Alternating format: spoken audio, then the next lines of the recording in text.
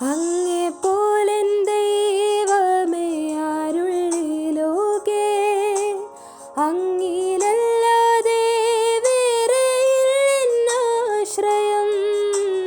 അങ്ങിൽ മാത്രം ചാരുന്നെൻ പ്രാണപ്രിയനേ, അങ്ങു മാത്രമാണെന്നും എൻ്റെ സർവസ്വം. സുഭാഷിതം. സദൃശവാക്യങ്ങൾ 19 അധ്യായത്തിൽ നിന്നും 21 വാക്യം നമുക്ക് ചിന്തിക്കാം. മനുഷ്യന്റെ ഹൃദയത്തിൽ പല വിചാരങ്ങളും ഉണ്ട്, യഹോവയുടെ ആലോചനയോ നിവൃത്തിയാകും. There are many plans in a man's heart. Nevertheless, the Lord's counsel that will stand. മലയാളത്തിൽ വിചാരങ്ങൾ എന്ന് പറയുമ്പോൾ പല അർത്ഥത്തിൽ നാം ചിന്തിക്കാറുണ്ട്. എന്നാൽ ഇംഗ്ലീഷിൽ പറഞ്ഞിരിക്കുന്ന പ്ലാൻസ് എന്നുള്ളതിന് പദ്ധതികളെന്നോ രൂപകൽപ്പനകളെന്നോ അല്ലെങ്കിൽ മനുഷ്യൻ ആസൂത്രണം ചെയ്യുന്ന കാര്യങ്ങളെന്നോ ഒക്കെ മനസ്സിലാക്കാം. മനുഷ്യന്റെ ഹൃദയത്തിൽ കൂടെ കടന്നു പോകുന്ന വിചാരങ്ങൾക്കും ചിന്തകൾക്കും ഒരവസാനവും ഉണ്ടാകുകയില്ല. നാം മരിക്കുന്നത് വരെ അത് തുടർന്നുകൊണ്ടേയിരിക്കും. സാധാരണയുള്ള ഒരു വിചാരത്തെക്കാൾ പദ്ധതി എന്നുള്ള നിലയിൽ നിന്നുകൊണ്ട് തന്നെ നമുക്ക് ചിന്തിക്കാം. എന്തെല്ലാം കാര്യങ്ങളാണ് മനുഷ്യൻ ആസൂത്രണം ചെയ്യുന്നത്? തനിക്ക് വേണ്ടി, തങ്ങളുടെ ഭവനക്കാർക്ക് വേണ്ടി, അടുത്ത തലമുറയ്ക്ക് വേണ്ടി, ഇങ്ങനെ നീണ്ടുപോകുന്നു അവന്റെ പദ്ധതികൾ. മനുഷ്യന്റെ പദ്ധതികളും വിചാരങ്ങളും നടപ്പിലാകണമെന്നാണ് അവൻ ആഗ്രഹിക്കുന്നത്. പലപ്പോഴും അത് സാധിക്കാറില്ല. ഇവിടെ ജ്ഞാനിയായ ശലോമോൻ പറയുന്നു, യഹോവയുടെ ആലോചനയോ നിവൃത്തിയാകും എന്ന്. സദൃശവാക്യങ്ങൾ ആദ്യം മുതൽ നാം പഠിച്ചു വന്നത് ഒരു മനുഷ്യൻ ജ്ഞാനിയായി തീരണം, ദൈവഭക്തനായി തീരണം എന്നുള്ളതാണ്. അങ്ങനെയുള്ള ഒരു വ്യക്തി എന്താണ് ചെയ്യേണ്ടത്? നമ്മുടെ പദ്ധതികളും വിചാരങ്ങളും ഉദ്ദേശങ്ങളും ഉപാധികളും എല്ലാം ആദ്യം തന്നെ ദൈവത്തിൽ സമർപ്പിച്ചാൽ ദൈവത്തിന്റെ ഉദ്ദേശങ്ങളും പദ്ധതികളും നമുക്ക് വെളിപ്പെടുത്തി തരികയും അത് നിവൃത്തിയാകുകയും ചെയ്യും. 33 സങ്കീർത്തനം 11 വാക്യത്തിൽ പറയുന്നത്, യഹോവയുടെ ആലോചന ശാശ്വതമായും അവന്റെ ഹൃദയവിചാരങ്ങൾ തലമുറ തലമുറയായി നിൽക്കുന്നു. മനുഷ്യന്റെ ആലോചനയും പദ്ധതികളും സമയാസമയങ്ങളിൽ മാറിക്കൊണ്ടിരിക്കുന്നു.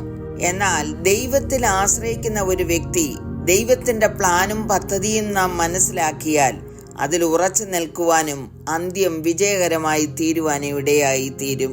ദൈവത്തിന്റെ എല്ലാ മക്കളെക്കുറിച്ചും ദൈവത്തിന് പദ്ധതികളുണ്ട്. നമുക്കൊരു ശുഭഭാവി തരുവാനാണ് ദൈവം ആഗ്രഹിക്കുന്നത്. ചിലപ്പോൾ നാം ആഗ്രഹിക്കുന്നത് പോലെ കാര്യങ്ങൾ മുന്നോട്ട് പോവുകയില്ലായിരിക്കും. കാരണം ദൈവത്തിൽ ആശ്രയിക്കുന്നവനെ എങ്ങനെ തിരിച്ചുവിടണമെന്ന് ദൈവത്തിനറിയാം. ഒരു ചെറിയ കുഞ്ഞിന്റെ കയ്യിൽ നാം മൂർച്ചയുള്ള കത്തിയോ ബ്ലേഡോ ഒന്നും കൊടുക്കാറില്ല. ഒരുപക്ഷെ അവൻ ശഠിച്ചേക്കാം, കരഞ്ഞേക്കാം, നിർബന്ധം കാണിച്ചെന്നും ഇരിക്കാം. എന്തുകൊണ്ടാണ് മാതാപിതാക്കൾ അത് കൊടുക്കാത്തത്? അതിന്റെ പരിണത ഫലം എന്തായിരിക്കുമെന്ന് അവർക്കറിയാവുന്നത് കൊണ്ട് തന്നെയാണ്. അതുപോലെയാണ് പ്രിയമുള്ളവരെ ദൈവവും നമ്മളെക്കുറിച്ച് ചിന്തിക്കുന്നത്.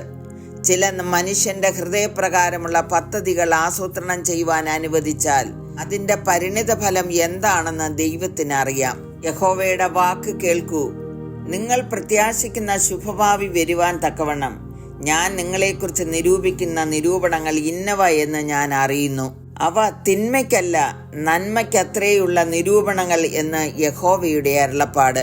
ആകയാൽ നാം എന്താണ് ചെയ്യേണ്ടത്? ദൈവത്തിന്റെ സന്നിധിയിൽ നമ്മെ തന്നെ സമർപ്പിക്കുകയും പ്രാർത്ഥിക്കുകയും ചെയ്യുക. യിരെമ്യാവ് 29:12 പറയുന്നത്, നിങ്ങൾ എന്നോട് അപേക്ഷിച്ച് എന്റെ സന്നിധിയിൽ വന്ന് പ്രാർത്ഥിക്കുകയും ഞാൻ നിങ്ങളുടെ പ്രാർത്ഥന കേൾക്കുകയും ചെയ്യും. നിങ്ങൾ എന്നെ അന്വേഷിക്കും, പൂർണ്ണ ഹൃദയത്തോട് അന്വേഷിക്കുമ്പോൾ നിങ്ങൾ എന്നെ കണ്ടെത്തും. യഹോവയുടെ ദൃഷ്ടി തന്റെ ഭക്തന്മാരുടെ മേലും തന്റെ ദയയ്ക്കായി പ്രത്യാശിക്കുന്നവരുടെ മേലും ഇരിക്കുന്നു. ആകയാൽ നമ്മുടെ പ്ലാനും പദ്ധതികളും എല്ലാം ദൈവത്തിന് സമർപ്പിക്കാം.